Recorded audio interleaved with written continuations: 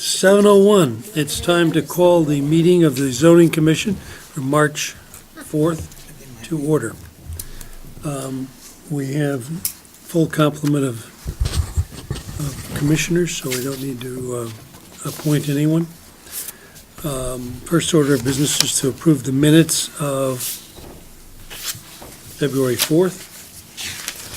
I was not there, so I have no real comments on them. Anybody have any corrections or changes? Dave, I read the minutes and I didn't see any need to make corrections or additions, so I move that we approve them as they were submitted. I'll second. Any other discussion? All in favor? Aye. Opposed? Carries 6-0, or 5-0, I shouldn't vote. Okay, we have a public hearing, two public hearings. First one is application 1904. Mr. Secretary, could you read the call? Application 1904 of Thomas M. and Melissa H. Gurney, owners, for a special exception pursuant to Article 7, Section C.1 of the Simsbury zoning regulations for a home occupation for a cottage food operation, including the baking and selling of sourdough bread at the property located at 8 Hampton Circle, Assessor's Map F03, Block 302, Lot 426, Zone R 40, but what's the other thing? OS. OS. OS. OS? R40 open space. Open space. Thank you. Don't think I've seen that one before. What is that? Open. It's a zone we have in town, the R40 open space. There's a few places in town where it's zoned R40 open space. It gets back to the 70s. There was a district that had a reduced side yard setback. That's the only difference. And the lot area is reduced compared to an R40. I've never heard of that. Okay, all right. So, does the applicant want to tell us what you want to do? Right over Come up here, please. Your name and address, please. So, my name is Tom Gurney, and I live at 1800 Circle. Okay. Essentially, I come from the UK. I'm a baker by trade, and I'd like to start a sourdough bread business. But I'd like to test the market. And last October, there was the cottage food laws, which I believe I gave you all a handout made by the DCP, which lets people, if they get the relevant approval, to make and sell in certain circumstances products in their own kitchen. And I would like one day to have my own bakery, but this would be a more cost-effective way of testing the market. So essentially I would use flour, water, salt to make a sourdough culture, which essentially acts as yeast.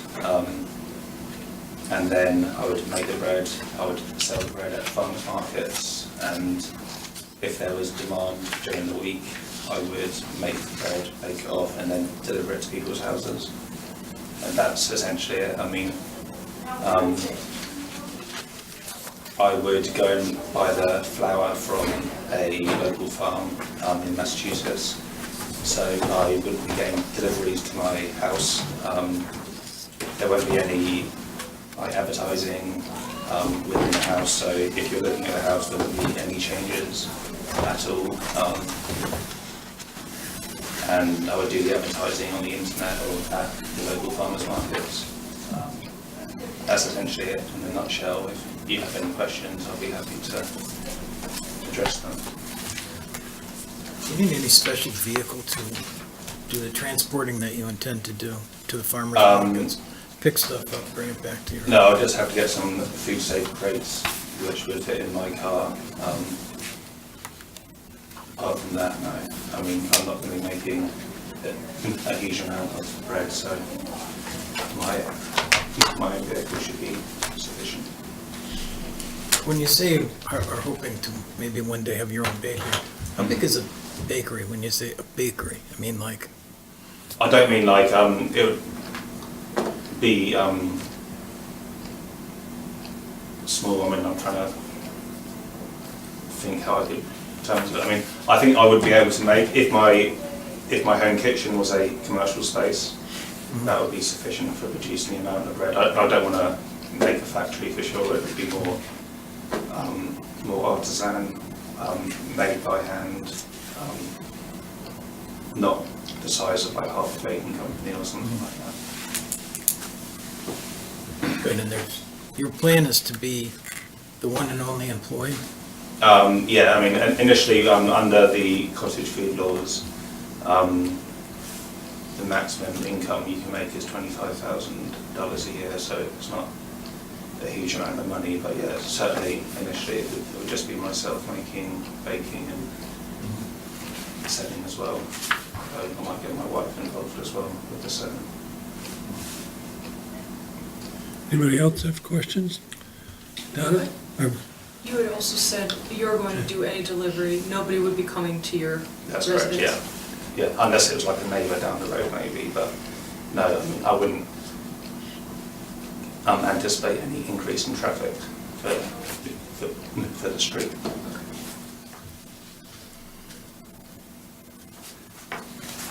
How many loaves of bread a week adds up to 25,000 a year? It's been a while since I've done the numbers, but it's something like 120 or something per week. But I would hope there'll be more at farmers markets, and obviously there'll be less during the week. I mean, at the same time as doing this, I would keep my current job as well, so it's not going to be a full-time. So you have a daytime job too, this isn't? Yeah, I do at the moment, yeah. Is there a pantry or anything in addition to this for storage? Yeah, we have a small pantry, which isn't included in the plans. Basically, as you enter from the garage, there's a small corridor, which I think you might probably see from one of the photos. Yeah, no, I just thought it had to be designated the space that was going to be part of this. Mike, you remember? They have Exhibit 6, and it identifies just the kitchen area. Yes, the storage was not shown. If I could explain it to you. Yeah, well, yeah.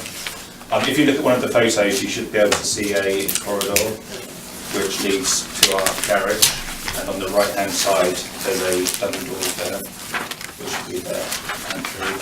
If that didn't work out, I could just put some shelving up and move the kitchen table to a separate room, and we could eat in a separate facility. No, I was assuming that you wanted it, but it wasn't part of the application, and I don't know what you can do to include that space. Do we just, I mean, the way the regs read, the home occupation pursuant to Article C, Section 7 would be, or Section 1 is that all the activities must be performed in the primary structure.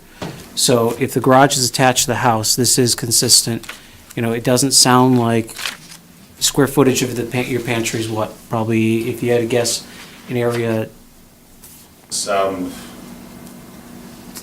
mean, it's small. It's probably about this deep, about that high. So we're talking about a very small closet. I think that is, one, it's within the primary structure. Two, it clearly is customary and incidental to the area where preparation and cooking will be occurring with the breads. This is not something that, based on his presentation, it's sounding like it would grow to like occupy the garage. yeah, no, I agree, I just thought you had to actually outline exactly all the rooms. Your regs are actually silent to like a square footage. It's basically says just within the primary structure. Okay. Any other questions from the And commission? just to confirm, so beside not having deliveries at the property, also no signage, right? Yeah, Okay. no signage, yeah. Just- Yeah, it would all be done on the internet, or the advertising, or flyers, or... So you're gonna market on the internet, or you're gonna sell on the internet? Potentially, I prefer not to. I prefer just to do it by word of mouth. Start by going to the farmers markets locally, and if there's interest, speak to the customer directly. But I mean, it is possible that that would be a route. Did I read these rules for this kind of occupation? You can't sell the commercial operations? That's correct, yeah. It will just be sold straight to customers. There's got to be end users or farmers market you can go to. Yeah, so yeah, I think you can sell at farmers markets, or you can sell straight to people, but you can't sell to like shops or to restaurants and so forth. Okay. Any other questions from the commission? No. Does the public like to make a comment on this application? Oh, thank you. Okay. You want to sit down Motion to again? We're going to close come the back public to you. All right, I move that we close the public hearing on 1904. All those in favor? Thank you. Aye. Opposed? Public hearing is closed. 6-0 vote. Okay, application 1906 is the next public hearing. Mr. Secretary? Application 1906 of Michael Gassick, agent FF&W LLC, owner for a special exception pursuant to Article 10, Section C, 3I of the Simsbury zoning regs for an additional signage located, signage attached to the garden wall of Building 90 for Wealth Preservation Partners LLC on the property located at 90 Hot Meadow Street, being shown in the assessor's map as map F18, block 154, lot 002, and map E18, block 154, lot 003A and B, and zone I1. Thank you. Yes, sir. That's me, Mike Gasek. And name and address, please. Michael F. Gasek, 123 Johnny Cake Mountain Road, Burlington, Connecticut. Property in question is 90 Hot Meadow Street. Okay, great. And what's the reason that you're asking for? The reason why we want a small sign in front of our building is when clients come in, for whatever reason, they're unable to always discern exactly what's our building.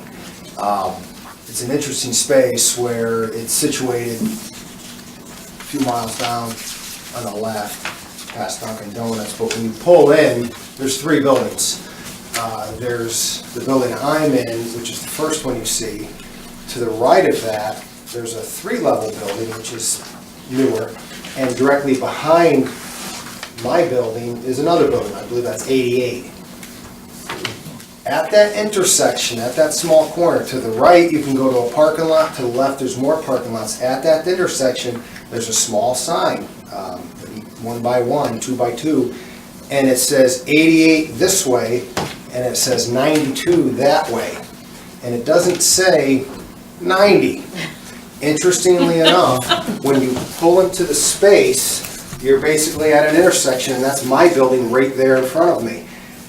There is a letters this high, 90. It's right there. However, we've got some beautiful big birch trees we don't want to take down, and they're right there. And I've got elderly folks, and I've got all different kinds of folks trying to find the place. It's ridiculous, but the point is I'm not able, it's a hassle. I got to come out the front door and say, hey, I'm over here, Mary. I'm over here, Jim. Oh, okay, they're trying to get in the place. It seems simple, but I thought it'd be helpful to have something right there as they pull in. They can see, okay, there's the knee wall, you look up, that must be his building right there behind it. We already have a sign out front with all the vendors and businesses, and it says 88, 90, 92, but it's just identifying Wealth Preservation Partners seems to be an issue for folks that haven't been there before. Okay. Jackie? That's exactly what I read, everything that he said, and I saw the plan with the 3 buildings, so you explained it very well, so you understand the confusion when you come in there. Personally, I wouldn't be confused. I would, if there's 3 buildings, one of these guys, you gotta be looking, but you know, people. I have no further questions. Well, I drove down there, and I had the same confusion the other people had. Where the heck 90 was, 90, 88, and 92, I saw those, but I I don't didn't know see if I believe that. you, but it's definitely possible, sir. I did it. Cheers. Okay, I'm good. I'm good. So you've made sort of the strategy decision of what you want to do is have this, the name of your business out there Yes. rather than a bigger 9-0 in that space. Yes. I'd like to keep it uniform with the other buildings, or at least my business partner, which is also the owner. There's consistency, it's actually a condominium, so there tries to be some uniformity with the buildings and Yeah. to alter the number. I just thought a nice sign would make sense, a little sign, 5-footer, How long have you been there? 20 years. Okay, thank you. Did design review look this? Beat me to the punch. We have anybody in the public like to speak to this application? From the fire service perspective, anything that helps us find a business is always helpful. It's an excellent point. I couldn't Never even find it, thought I of that couldn't be in from a the fire safety service. perspective. Thank you. Okay, We want to find out what design review says. yes. They reviewed this and sent a favorable recommendation on this. Mainly because, one thing that Michael forgot to mention was the color of the sign. He's keeping with what you have on the first 2 pages of the sign rendering. It's gonna be that color scheme.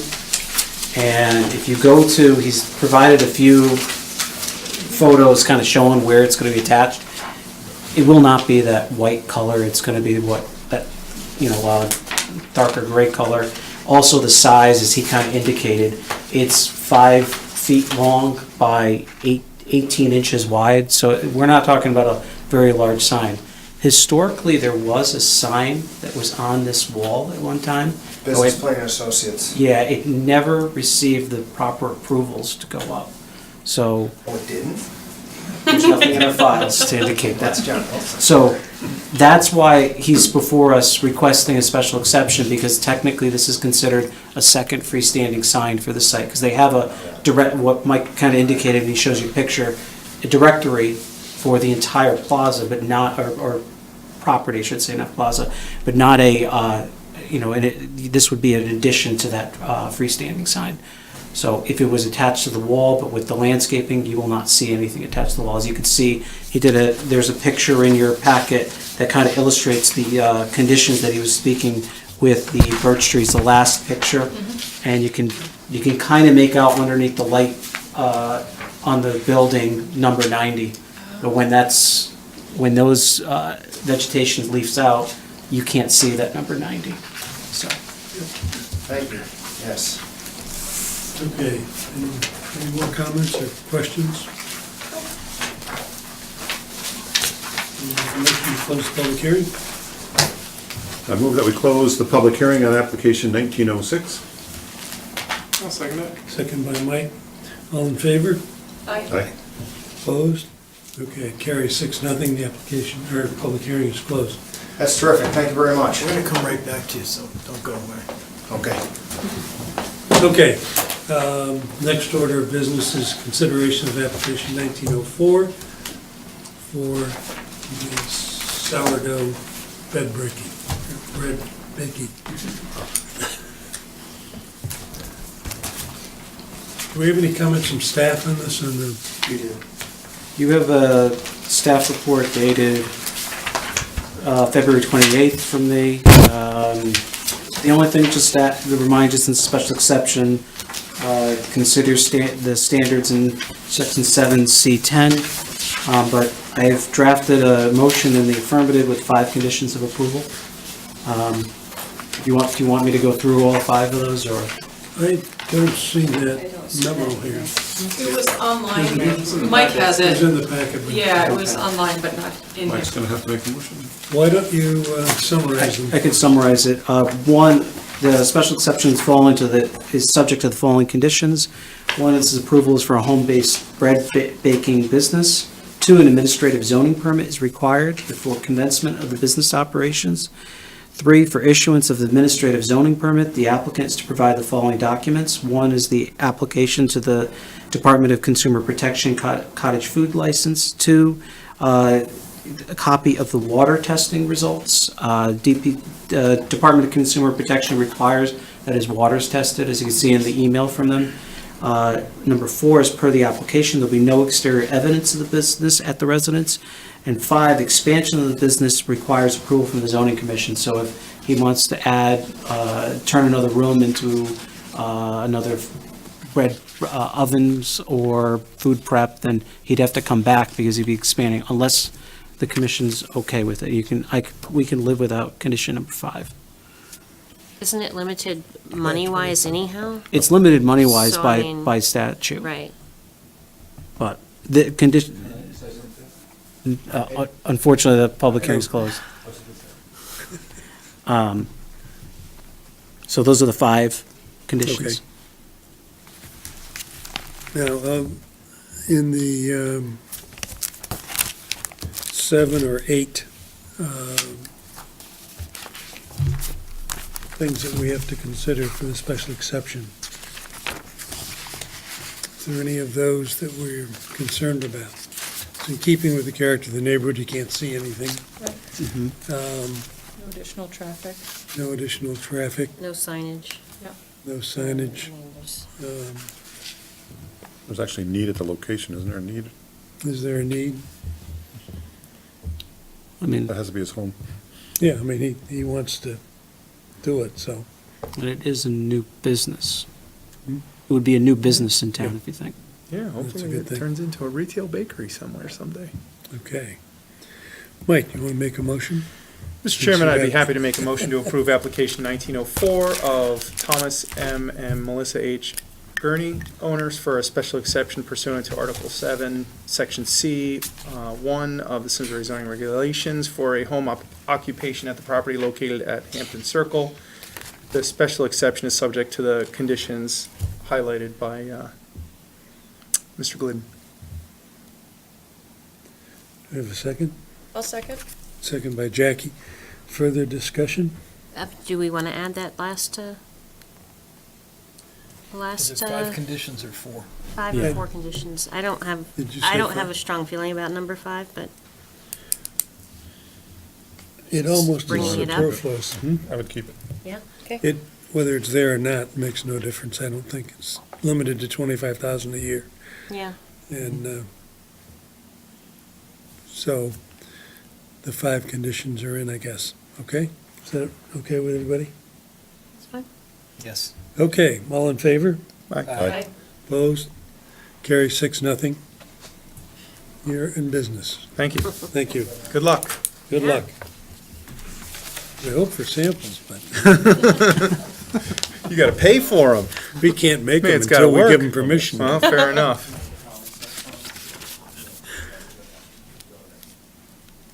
Okay, we have a new application, Sort of. which is Yeah. really We already had the public hearing, yeah? the other public Yeah. hearing. You want to take that up and act on it? I don't know if we have a Yeah, we sample do. motion You here. should have a staff report from Robin, and she has a motion at the end of her staff report. With, I got it. Sounds like Bruce has it. I'll make a Go for motion it. that we approve application 1906. Application of Michael Garrick, agent FF&W LLC, owners for a special exception for additional signage in the amount of 7.52 square foot wall sign located on the garden wall, as shown on the provided site plan, with the following conditions. An administrative zoning compliance review application is required. And number 2, no changes can be made to size and location of the sign without resubmittal to the zoning commission. End of motion. I'll second it. Second by Donna. Any discussion? All in favor? Aye. Opposed? Carry 6-0. Thank you. Thank you very much. You're welcome. Good luck. Am I dismissed or should I? You're allowed to go. No, you You're can- all You have to set. stay here until, If you want to hang out, you're more than welcome to, but if you want to leave, Miss all the fun. I think I'm gonna head on. Thank you very much. I appreciate it. okay.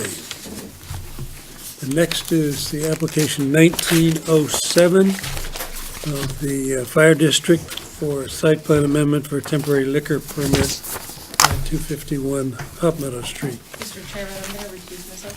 Okay. She's cooking, right? No, she's not cooking. Not cooking. member of the Ladies Auxiliary. Okay. Chief, can we tell us what you're gonna do or what you want it? Sure, actually, 75 years ago, this year, we are, For the record, could you state your name and address, please? actually, go stand or go to Well, here? that would be better. Then you can get on The TV. audience can see you. Oh, great. I'm Jim Baldus, 16 Deepwood Road, Simsbury, Connecticut, representing the Simsbury Fire District at 251 Hot Meadow Street. And the Simsbury Volunteer Fire Company and Simsbury Fire District will be celebrating its 75th anniversary this year. And on July 29th, 1944, was the day that the Simsbury Volunteer Fire Company came to be. And on that date, 75 years from 1944, we are going to be celebrating with a family-style barbecue, chicken barbecue, at our drill grounds located at 251 Hot Meadow Street, which is where we have our drill tower and our training fields. So we're looking for the opportunity to provide beer and wine to the patrons who come for purchase and to help us celebrate, and we're hoping that quite a few local residents will bring back some old memories. Good. Questions of commission? Any comments from the staff? Yeah, so because this is on public property, a public gathering permit's required. That's been submitted? Yep, so staff has no objections to the granting of the approval. You have a staff report for me. I don't have a motion attached to it, because really, we have no conditions to place on this. This is pretty straightforward. Okay, this would be one Jackie could make. Well, Donna, Jim, have you done an event for the fire department that had a one-day liquor permit in the past? Yes. Okay. For many, many years, the volunteer fire company did its carnivals. And part of the carnival was the parade that occurred on Saturdays. So for many, many years, we used to have a beer garden and required a permit for that purpose. So it's not something that we're not accustomed to. We just haven't done it now for a few years because the carnival went by the wayside, unfortunately. So you have people that will act as bartenders who have Yes. been trained or have experience doing that for you? Yeah, part of the process that we go through, we recognize we have to have a server training that goes hand in hand with this. Okay, thank you. who does the training? The distributor, who HDR. we're buying the beer from, Okay, are for distributors. That's who we're right now negotiating with, but they provide, all the distributors would provide that level of training service. okay. Do we usually set a time or no? No, because with the How new, they just get permission to do up to Okay. 15 a year Oh, okay. on that site. Next year, you just have to apply for a permit. You don't have to come back to There's us. no more No, hearings. it's just a- I think it's we'll a- plan on it next year, but Yeah, it's an anniversary. appreciate the opportunity. Are you expecting to make some money? It's for the fire We company? do, we're not really looking to make a lot of money here. We want this to be more of a celebration type of thing, so, we are gonna be charging obviously for the dinners and charging for, for the beer and wine, but the purpose is really to be more celebratory. And we want to try to get the community to come and enjoy, the day today with us. We have entertainment that we're gonna have for the evening. We're gonna have some firefighter challenge things for the kids, it's gonna be kid-centric. And we're actually gonna bring back some of the old style carnival type of games, some of the old-fashioned games that don't require permits or anything like that. So we're gonna try to Sounds bring like those back as well, just to, again, just to bring back some old memories. And when do the tickets go on sale? We hope to have them on sale sometime by the end of April, early May. Oh, okay. Okay, we ready for a motion? Donna, you haven't made a motion. I will make a motion to approve application 1907, Simsbury Fire District owner for a site plan amendment for a temporary liquor permit in order to sell beer and wine at a public one-day event on the properties located at 251 Hot Meadow Street. Second. Second by Kevin. Any further discussion? All in favor? Aye. Opposed? Okay, it carries 5-0.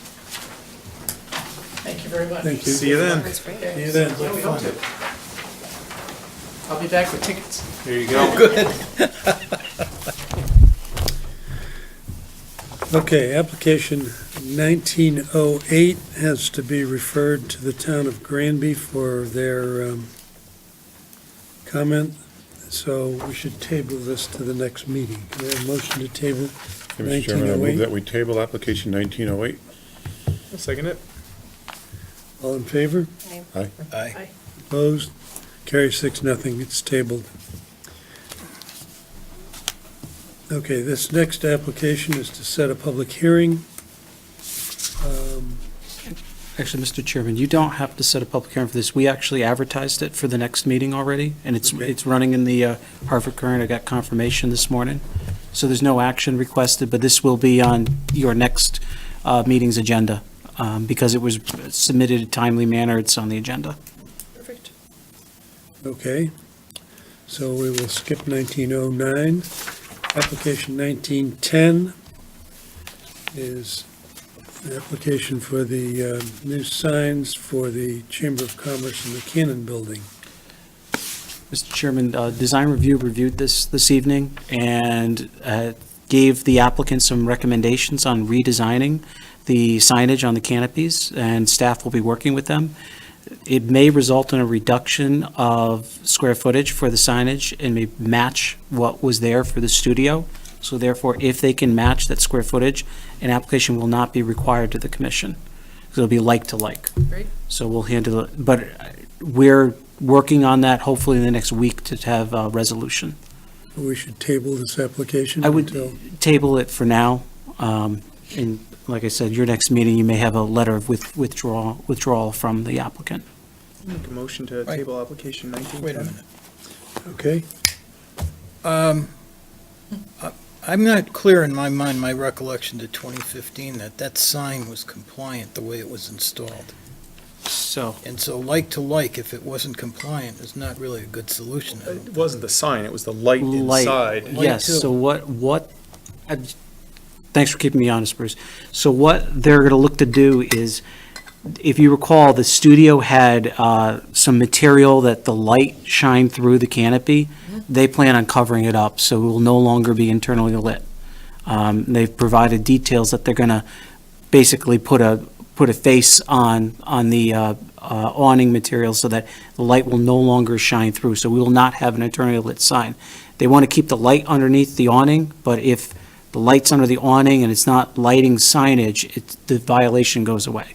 So that violation will be addressed with the new signage or I thought the changes. square footage of the signage may have been in excess of the 25% or whatever the limit is in the Simsbury Center Code. Maybe you could just confirm that before you plunge in. Yeah, well, I'll meet with Matt Whittemore. Like I said, he's going to be redesigning it. Because And I what thought we- it had two issues, the light and the size of it, but I could be wrong. Yeah, I don't remember the size was I remember approved the by the size commission. being Based on 2015 approval for the studio, in which that's what they put up. So, I mean, it did, the existing signage conformed to the codes when it was installed. But the lighting was the issue with Yeah, that I one. It was the remember that. internally Yeah. lit, because then they came back to request permission to apply for the light and then keep the lighting. Because then also, we had an issue with across the street, had an internally lit sign too. Little City Pizza had the same thing, so. Okay, is there a second for Mike's motion? Second. Second Thank by you, Bruce. Any further discussion? All in favor? Aye. Aye. Opposed? Carries 6-0. It's tabled, application 1910. Okay, the next order of business is informal discussion, which will not take place tonight because he can't be here. Yeah, the applicant unfortunately emailed me this morning. She had a conflict issues, a scheduling conflict, so she'll be here in 2 weeks. She apologizes. So this was to have a informal discussion. The apartments at East Point, at Dorset Crossing, are looking to have a second sign for the site, and I'll let her explain the issues, and requires a special exception, but in discussions, they were concerned on how much money it's going to cost for the sign, et cetera. I said, why don't you come in and have a preliminary discussion? At least then, you're not going through the process, spending money to have someone here, and you can understand where it goes. Okay, good. Next order of business is a short-term rentals ordinance discussion. The selectmen would like us, if that's our wish, to give them our recommendation for controlling the nuisance factors, I guess, in short-term rentals. We have discussed several factors, whether it should be owner-occupied, whether there's an age that should be established for anybody renting, primary versus secondary residence, neighbor notification, parking requirements. Most of the things that the zoning commission could put in a zoning reg would be difficult to do anything that would prevent the kind of nuisance thing, which is really what I think causes people anguish. You can't control parties, like you're going to let them have those, then if they have a party, we can't go after them. But the selectmen could, in fact, have as part of their ordinance some sort of control on noise, the number of people, and then they could call the cops and terminate the thing at that point, rather than go through ZBA, the zoning enforcement officer, ZBA, and so on. So I thought that was the reason that we were kind of tending to go to the selectmen with a recommendation. Right, that's why we were doing an ordinance. That's Yeah. why we came up with these points, to Yeah. give them something to go by. We actually had a pretty lengthy discussion last meeting. Yeah. And the Right, staff but- is supposed to draft us a regulation. Yeah, so one thing, outstanding item, Robin did speak with Bob DiCrescenzo, and it's something that a discussion with the chairman on was what defines the duration of a short-term rental, meaning the calendar days, how many days, because there is some trigger in state law potentially that says the magic number's 30. Above 30, you're protected under Fair Housing Act. Under 30, you'd be considered a short-term rental. We were going to circle back. Unfortunately, we don't have that in writing from Bob. This did come up while I was away at a legal meeting. And I would prefer if we're going to hang our hats on, that's how we're going to define it. As part of the ordinance, you should define the use, that we at least give you guidance on exactly how he's making that determination. So I'll try to get that from Bob DiCrescenzo, so at least we have that. So when you're sending it to the selectmen saying, we really looked at it, and then this is why we're saying, first off, this is what a short-term rental is. Then the other question to Bob was about, and I was just reading my notes, owner-occupied, whether you can legally, what did we say?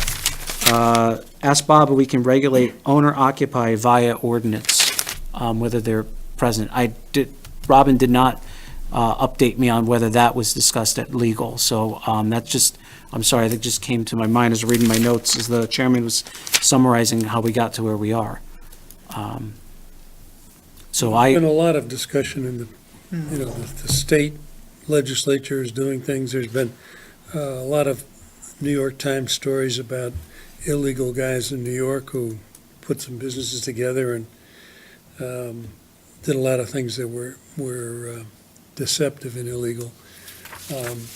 But our situation is one of people, there's probably, Sawitsky used to say there's 20,000 empty bedrooms in Simsbury. And it seems silly if we want to encourage tourism and penalize our residents not being able to rent out the rooms that they have. Although, don't our regs also permit up to 5 people to occupy a residence?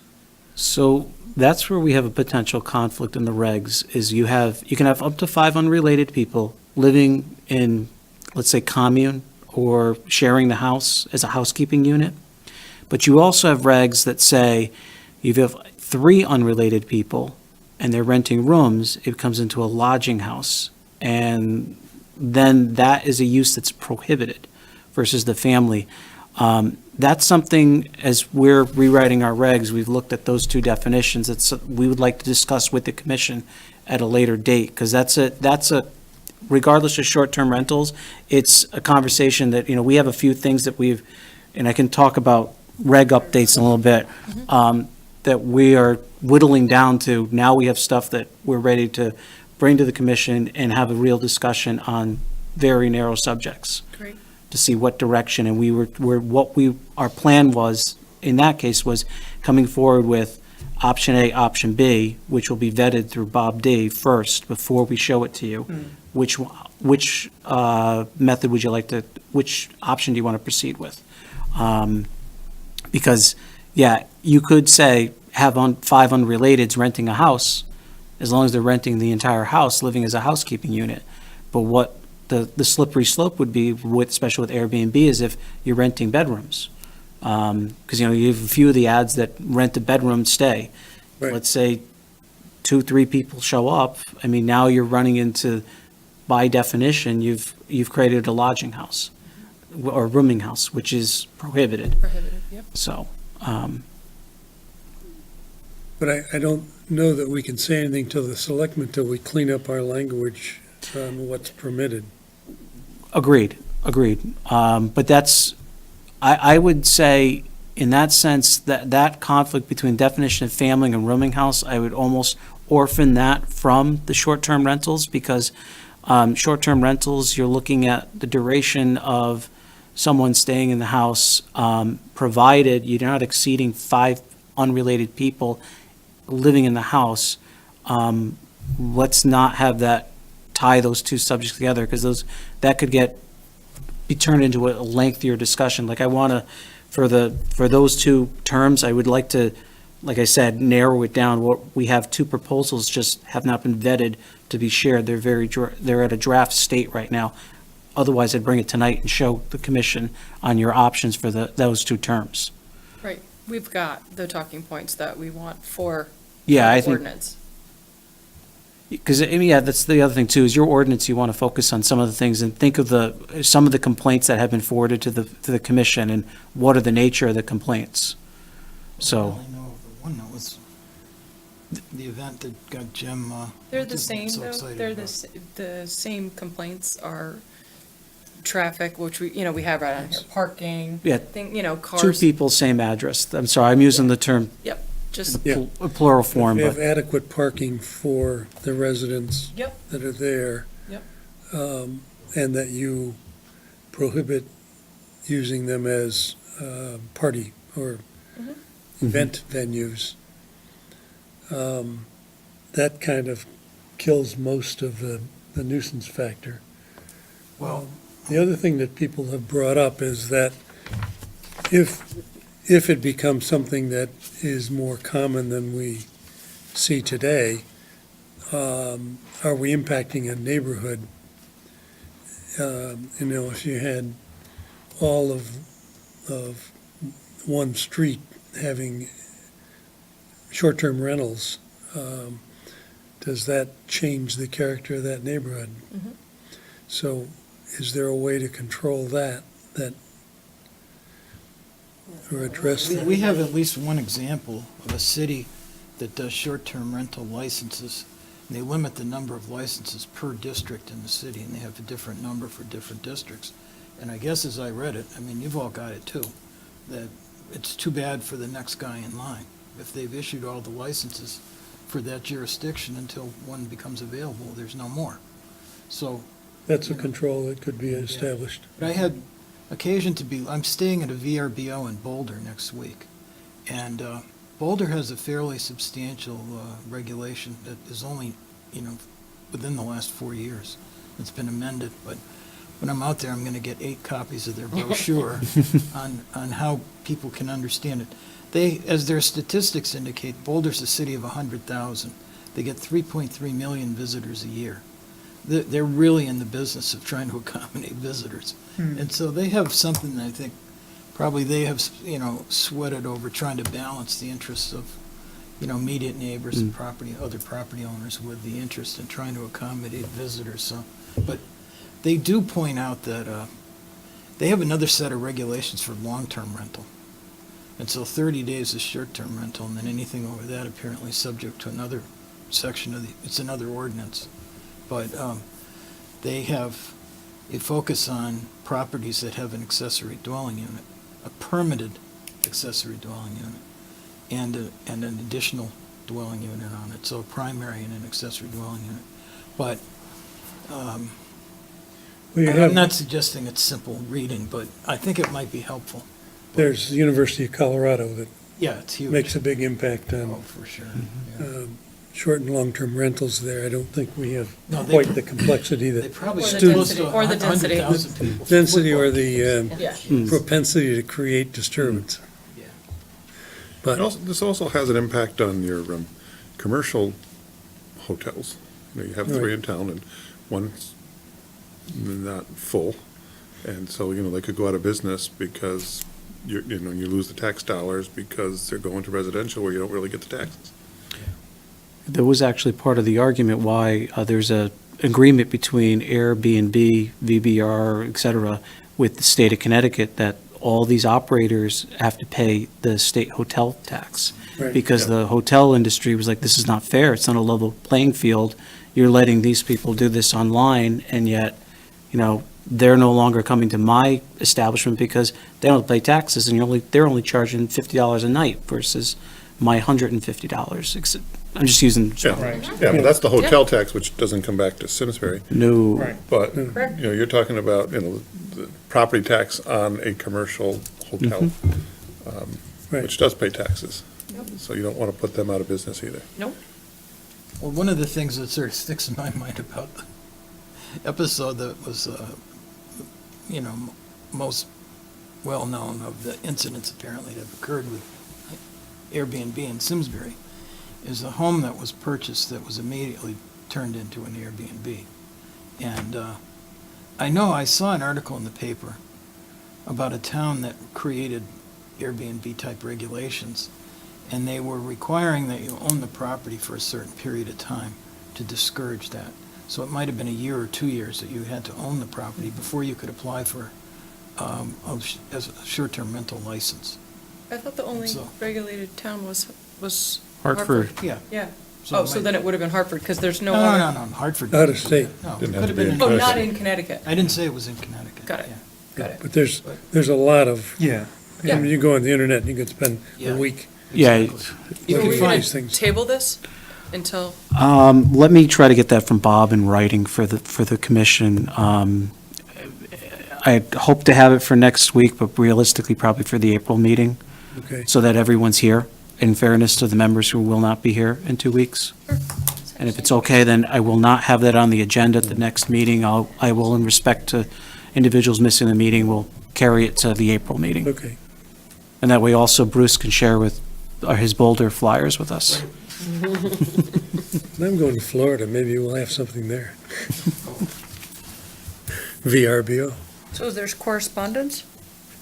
You have no course, oh, sorry.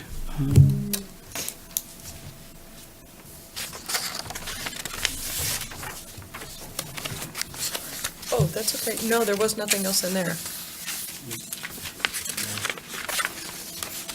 I read all Yeah, those. Those nothing- were old, those were Right, this is older. all, yeah, Sure, I'm missing something here. well, the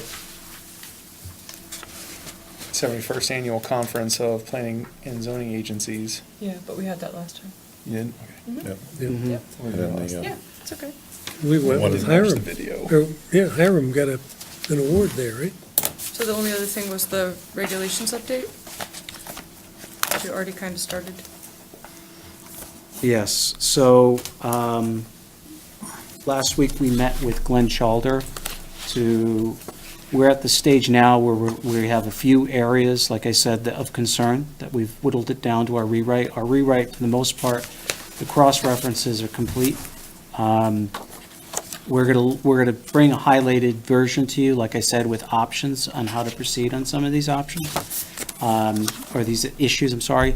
The other is Glenn is providing us with illustrations. We met with Glenn and went over basically front to back of the regs, definitions and regulations that we feel based on interactions with the public really need to be illustrated clearly in the regs.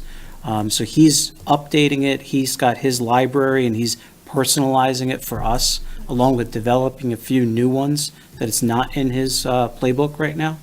So really, our unveiling where we stand with this work will be dependent on getting these illustrations from Glenn to get it to you, and also reviewing our options with Bob DiCrescenzo, because like I said, I don't want to show you options and then set this to a public hearing, have Bob do a comprehensive legal review and say, well, you can't do that. Right. I prefer to know that I'm on, solid ground Those are okay. before I present it to the commission. I don't want to make a promise, but I'd like to have this before you at one of your April meetings, so that this doesn't linger further. And then we could start the conversation on with other items such as the center code, Hartford form-based code, the pad regulations. We have some money set aside still in a capital fund for regulation updates. If the commission wanted to look at the pad if that was your primary objective, we could possibly put together a budget and have a consultant look at the pad in separate of this rewrite. I didn't want to marry those two activities because I think the pad regulations really deserve a longer look, and we may benefit from having an outside eyes look at it versus all of us here. I mean, we all have our concerns with the regs. I'd rather than get caught in that debate, I think maybe that could help the commission. Yeah. I don't want to put words or directions in the commission's mouth. No, I think that's a great idea. Yeah, I think we ought to look at the pad, the center zone, and the Hartford. None of those, well, the pad hasn't resulted in what we expected. The center zone, we haven't had an application that hasn't required a text amendment. The Hartford developed the cornfield and not the property that we were trying to save. Right, half of it. So I think if we had an outside expert look at these Yeah. things, we might be able to find a better way to change them, to make them more effective. I agree. So that would be my feeling of what we Yeah, should and do. then after that, I think Terriffill deserves a look at regs, sort of like the town center zone, because it's unique. The POCD, actually, the Plan of Conservation Development, that's one of the recommendations for the Terriffill areas, is looking at it and going through a design charrette and developing village-specific regulations for that area. So that's another thing, but I'd almost say, like, on the list of priorities, where does the commission fall on those four activities? Like, what do you feel, would you like to come first? The pad regs, the center code, Hartford form-based code, or Terriffill? Pad. I think the pad is the Yeah. most It's egregious, most in need of attention. Yeah, needed I think attention. that's fair. We can always make the text amendments everywhere else, right? But And then I would do the Hartford, because I don't know that Yeah. that requires a big review. Right, I think it agree. needs tweaking. And well, how much tweaking can we do with it, though? Well, you can order, a little bit of design, I guess, on it, so that we don't put the big buildings on the front side, on the Hot Meadow side, and maybe in the back. So maybe for the Hartford regs, and I don't mean to add more meetings, is maybe could we form a subcommittee to discuss that? To at least get a list, not just say, I want to redo the Hartford regs entirety, is kind of look at, this is what maybe the current development, this is what has resulted out of our regs. How can we prevent or address some of our issues that we may have with that development? Or can we in the existing regs? Because the other question would be is we'd have to look at the master plan, how it's outlined in the regulations, and whether you may have a lot of influence at that stage. And if so, then for the next application, really to look at it, take a hard look at that application. And don't be afraid to say, well, I prefer to see it like this than that. But when you look at that situation, they've developed the Silverman, the 40 acres. The property below now is back on the market, I understand. Yeah. And so we could very well see somebody coming in here and saying, we need a different kind of regulation for this property in order to sell it, which is kind of what we got in the first place. But I think that gets pretty close to spot zoning. And I think having an outside expert look at those things and give us some ideas about how to handle it might be useful. Sure. I don't know. Sounds good to me. Uh-oh. Anyway. So are we set?